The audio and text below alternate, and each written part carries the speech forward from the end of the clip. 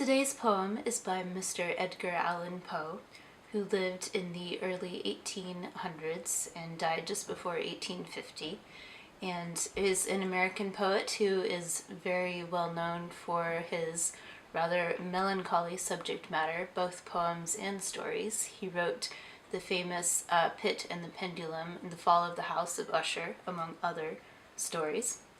This poem today is called The Raven.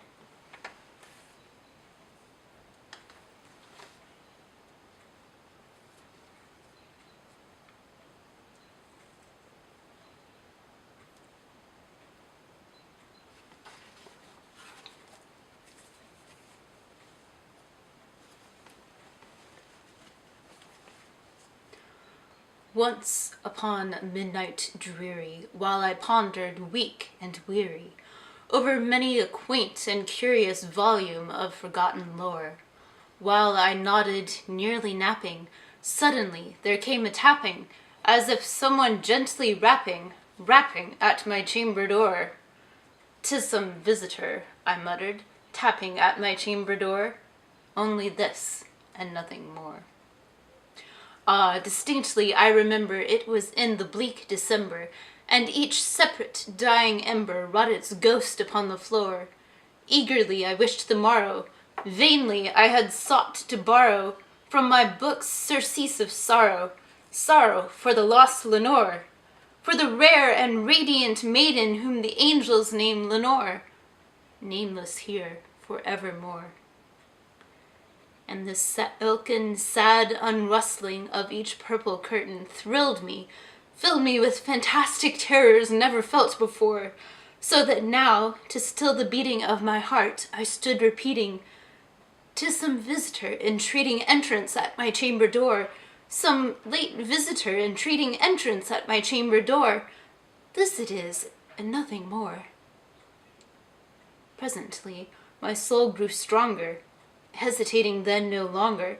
"Sir," said I, "or madam, truly your forgiveness I implore, but the fact is I was napping, and so gently you came rapping, and so faintly you came tapping at my chamber door, that I scarce was sure I heard you.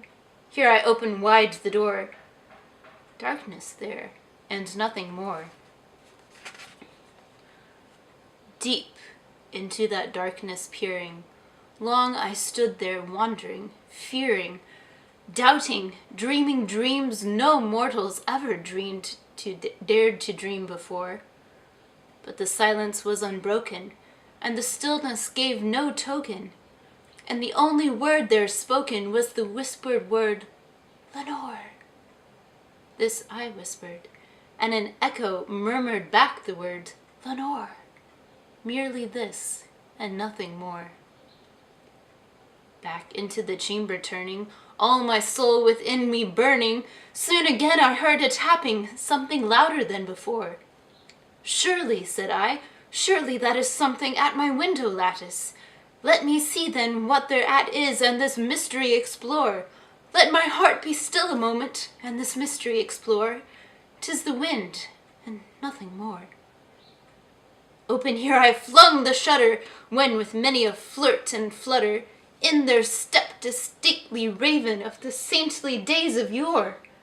Not the least obeisance made he, not a minute stopped or stayed he, but with mien of lord or lady perched above my chamber door, perched upon a bust of Pallas just above my chamber door, perched and sat, and nothing more. Then this ebony bird beguiling my sad fancy into smiling, by the grave and stern decorum of the countenance it wore. "Though thy crest be shorn and shaven, thou," I said, "art sure no craven, ghastly, grim, and ancient raven wandering from the nightly shore. Tell me what thy lordly name is on the night's Plutonian shore." Quoth the raven, "Nevermore." Much I marvelled this ungainly fowl to hear discourse so plainly, though its answer little meaning, little relevancy bore.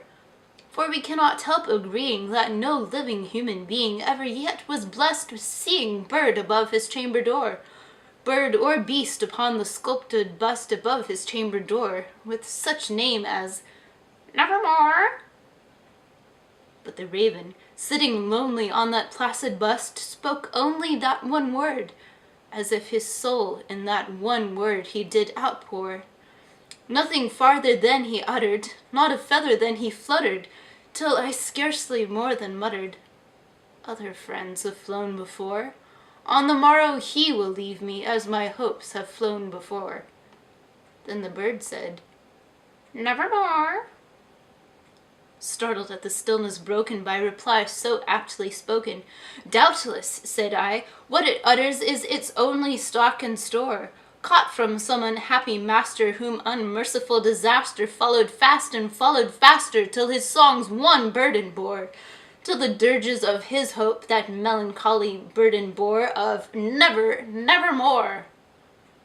But the raven, still beguiling all my sad soul into smiling, straight I wheeled a cushioned seat in front of bird and bust and door.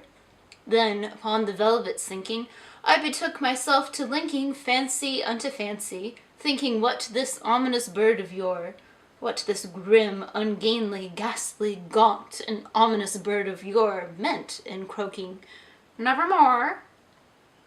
This I sat engaged in guessing, but no syllable expressing to the fowl whose fiery eyes now burned into my bosom's core. This and more I sat divining, with my head at ease reclining on the cushion's velvet lining that the lamplight gloated o'er, but whose velvet violet lining with the lamplight gloating o'er she shall press, nevermore. Then, methought, the air grew denser, perfumed from an unseen censer swung by seraphim whose footfalls tinkled on the tufted floor.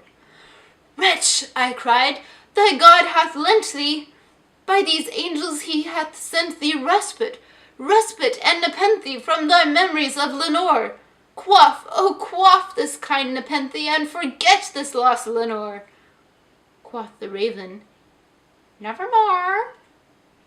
Prophet, said I, thing of evil, prophet still, if bird or devil, whether tempter sent or whether tempest tossed thee here ashore, desolate yet all undaunted, on this desert land enchanted, on this home by horror haunted, tell me truly, I implore, is there balm in Gilead? Tell me, I implore.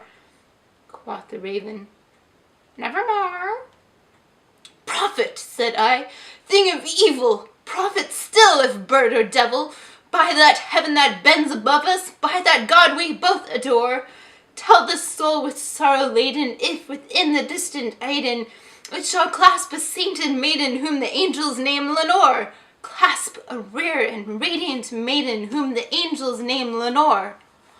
Quoth the raven, Nevermore. Be that word our sign of parting, bird or fiend, I shrieked, upstarting. Get thee back into the tempest and the night's Plutonian shore. Leave no black plume as a token of that lie thy soul hath spoken.